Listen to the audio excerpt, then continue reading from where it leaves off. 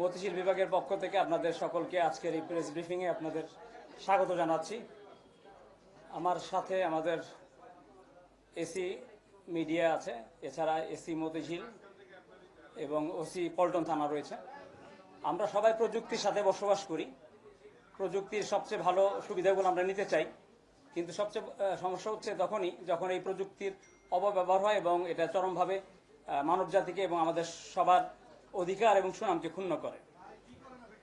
তো আজকে যে বিষয়টি নিয়ে আমরা কথা বলতে যাচ্ছি সেটা হচ্ছে আর্টিফিশিয়াল ইন্টেলিজেন্স এবং ডিপফেক প্রযুক্তি ব্যবহার করে আপনারা জানেন বিশিষ্ট ইসলামী বক্তা ডক্টর মিজানুর রহমান আজহারি সহ বিশিষ্ট ব্যক্তিদের নামে ভুয়া বিজ্ঞাপন তৈরি করে এবং যৌন উত্তেজক ওষুধ বিক্রি করে এবং তার মাধ্যমে জনসাধারণের সাথে প্রতারণা করে। তো এ সংক্রান্তে একটি মামলা আমাদের পল্টন থানায় ইতিমধ্যে রুজু হয়েছে, মামলা নাম্বার 19 এবং তারিখ হচ্ছে 23/4/2026। সাইবার সুরক্ষা আইনের 22 এবং 27 ধারায় মামলাটি রুজু হয়েছে।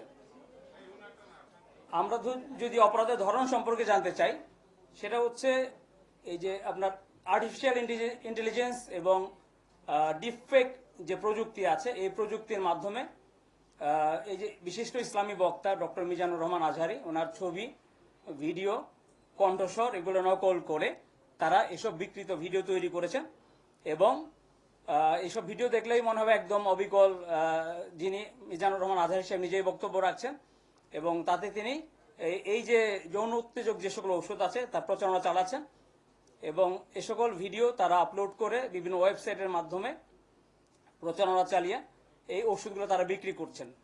মূলত দুইটি ওষুধ, ইউরোসিন এবং জেনসিং নামে দুইটি ওষুধ তারা বিক্রি করছেন, সাধারণ মানুষকে প্রতারিত করছেন। ইতিমধ্যে আমরা দুটি বিশেষ জায়গাতে আমরা অভিযান চালিয়েছি, বিশেষ করে চট্টগ্রামে বাইজিদ বোস্তামি থানাধীন শেরশাহ কলোনির ঈদগাহ মাঠের পাশের একটি বাসা, যেখানে আমরা অভিযান চালিয়ে 9 জনকে আমরা গ্রেপ্তার করেছি এবং সেখান থেকে বিপুল পরিমাণ ইলেকট্রনিক সরঞ্জাম, বিশেষ করে ল্যাপটপ 11টি ল্যাপটপ, স্মার্ট মোবাইল ফোন 13টি, ফিচার মোবাইল ফোন 34টি, পেন ড্রাইভ 2টি এবং 21টি সিম কার্ড আমরা সেখান থেকে উদ্ধার করতে বা জব্দ করতে সমর্থ হয়েছি। মূলত ওটি ছিল একটি কল সেন্টার এবং তাদের এই যে অবৈধ ব্যবসা পরিচালনার একটা হাব। এবং আপনারা জানলে অবাক হবেন যে তারা ওই যে প্রচারণা যেটা চালাতো হচ্ছে চট্টগ্রাম থেকে, কিন্তু এই যে মালামাল যেগুলো ডেলিভারি করতো বাংলাদেশের বিভিন্ন জায়গা থেকে, বিশেষত ঢাকার মোহাম্মদপুর থেকে। এবং এরই অংশ হিসেবে আমরা ঢাকার মোহাম্মদপুর থেকে আরও একজনকে আটক করি যে গোডাউনের দায়িত্বে ছিল এবং মূলত কুরিয়ার সার্ভিসে, অর্থাৎ দুইটি কুরিয়ার সার্ভিস, মূলত স্ট্রিট ফাস্ট এবং পাঠাও, দুটি কুরিয়ারের মাধ্যমে এই যে যারা এর অর্ডার করতেন মালামালগুলো, তাদের কাছে এই মালামালগুলো মূলত পৌঁছে দিতেন ক্যাশ অন ডেলিভারিতে।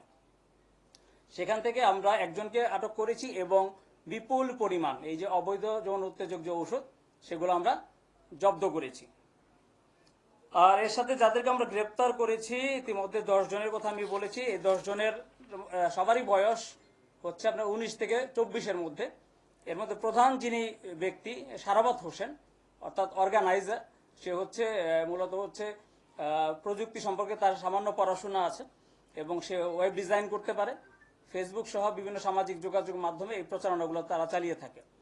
আর আরও একজন গুরুত্বপূর্ণ ব্যক্তি হচ্ছে সাফায়েত হোসেন শুভ, যে মূলত এই যে ডিপফেক এবং আর্টিফিশিয়াল ইন্টেলিজেন্স ব্যবহার করে এই মিজানুর রহমান আজহারির যে প্রচারণা সেগুলো তারা তৈরি করেছে। এ সংক্রান্ত বিস্তারিত যে তথ্যাবলী আমরা আরও ওয়েবসাইটের যে তথ্য বা আপনার অন্য যে ভিডিও যেগুলো আছে সেগুলো আপনাদেরকে আমরা এর মাধ্যমে আমাদের যে গ্রুপ আছে সেই গ্রুপে দিয়ে দেবো, যদি আপনাদের কোনো কোশ্চেন থাকে।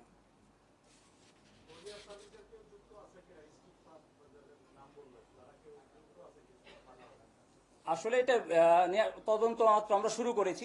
আমরা ইতিমধ্যে 10 জনকে গ্রেপ্তার করেছি, মূলত দুইটি জায়গা থেকে। আমি আপনাদের বলেছি যে চট্টগ্রামের থেকে আমরা 9 জনকে গ্রেপ্তার করেছি, তাদেরকেও আমরা প্রাথমিকভাবে জিজ্ঞাসাবাদ করছি এবং দুইটা কুরিয়ার সার্ভিসের নাম এসেছে, স্ট্রিট ফাস্ট এবং পাঠাও, তাদের কোনো সম্পৃক্ততা আছে কিনা এটা যাচাই বাছাই এবং অন্যান্য তথ্য প্রমাণ পাওয়া সাপেক্ষে বলা যাবে, এই মুহূর্তে বলা যাচ্ছে না। এখনো পর্যন্ত আমরা ওরকম কোনো মামলা, তাদের ইতিপূর্বে কোনো মামলা জড়িত ছিল এরকম তথ্য পাইনি। তবে এদের দেখেন, এদের সবারই বয়স অল্প, মাত্র যুবক, অর্থাৎ এই যে কেবল তারা যৌবনে পা দিচ্ছে, এই অবস্থাতে তারা বিভিন্ন রকম অপরাধমূলক কর্মকাণ্ড, অর্থাৎ প্রযুক্তি ব্যবহার করে বিভিন্ন রকম অপরাধমূলক কর্মকাণ্ডে তারা জড়িয়ে যাচ্ছে।